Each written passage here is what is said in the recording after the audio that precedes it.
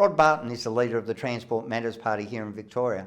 Earlier this week, the Andrews government secured a further extension of its state of emergency powers. And it's a stretch, Barton says, that is not only overreach, but it's an abuse of Victorians and their freedoms. And Rod's here today to speak us through. Welcome, Rod. G'day, Michael. Now, you were fairly scathing of the process, not only the outcome, but the process which the Andrews government pushed this through. Why is that? Well, this isn't how we normally run a piece of legislation through the Parliament. Normally, what would happen is that we get a heads up that something's coming. There would be every Monday at 3 o'clock, we have a briefing about a number of bills which are coming up in the weeks and coming forward. None of that was done. We have no ability to be able to have added any input into this bill. And in fact, I can tell you, 24 hours after we were able to get hold of a copy of the bill, I've just been contacted by the Health Minister's office to say, would I like a briefing? Well, I think the horse has already bolted, mate. Now, you're not the only one that's upset about this. Christopher Bladen QC, who's the president of the Victoria Bar Association, has slammed this legislation as appalling. He claims that the misrepresentation that the government has put forward that he was consulted was basically a 45-minute Zoom call and a second meeting was cancelled. It seems like they've just gone off on their own bat, and I hate to say it, in the manner of a dictator. Well, I won't call him a dictator. I think the question is, why are they trying to do it? And we always, at Transport Matters, we always kind of say, what are they trying to fix, right?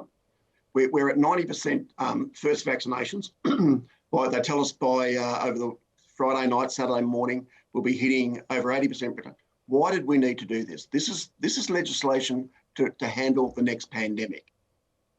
If they had come to me, and which they didn't, but if they had, I would have said, kick this down the road, because COVID, there was more than just having a respiratory disease and ending up in hospital and possibly dead.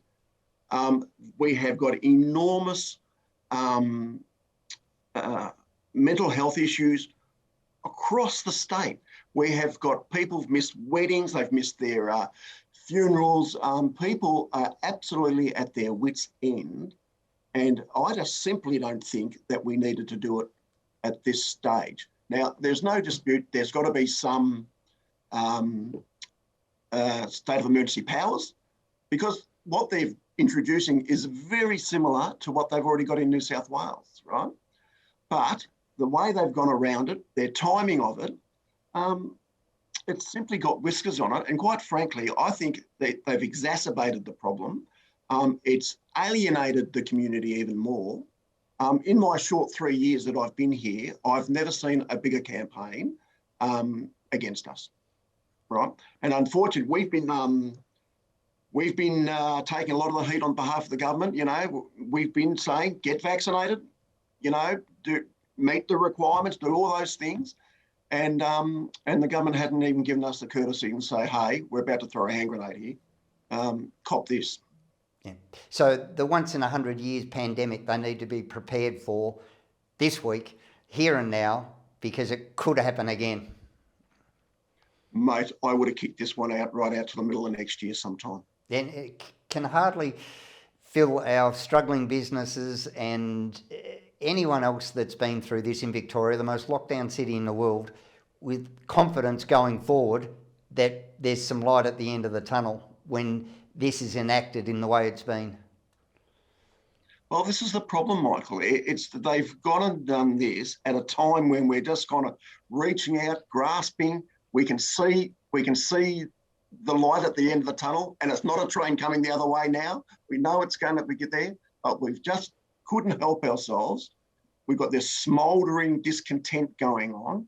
Let's throw some petrol on it and see what happens. Now, Dumb.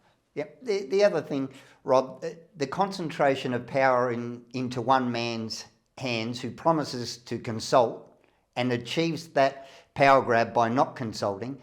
How do you think the constituents of the independents, let's name them, Ratnam, Patton and Medic, I think if you vote independent, you do it partially to make sure that the government is held to account, to actually dilute some of that power that the big parties have. I know that's my motivation for supporting the independents, is so that they are forced to negotiate. How do you think their constituents feel?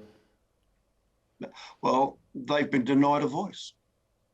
They've been denied a voice. I can tell you that people that I know that support the Labor Party, who support, and I'll say the Greens, because it was the Greens people, are saying to me, what are they doing? What are they doing? Why would they have done that? Well, simply, I wouldn't have done that. And I think there will be a consequence to this. I don't think it'll come through. Everybody's so angry at the moment. The public are not listening. And I think they've, for those three parties, there may be an adverse effect on that, certainly in the short term. And let's see what happens November 22 next year. Transparency is vital for trust, and so is accountability.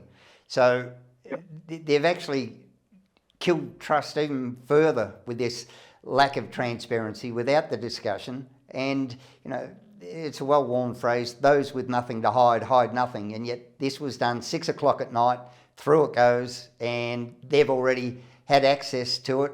You were saying earlier that they've been on it for how long? My understanding goes back to March. And yet you were left out in the cold. Yeah, well, the entire crossbench. And quite frankly, it's actually insulting for the rest of the crossbench, right?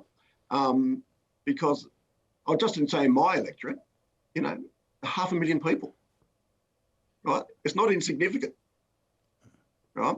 And through me, they get to express a voice.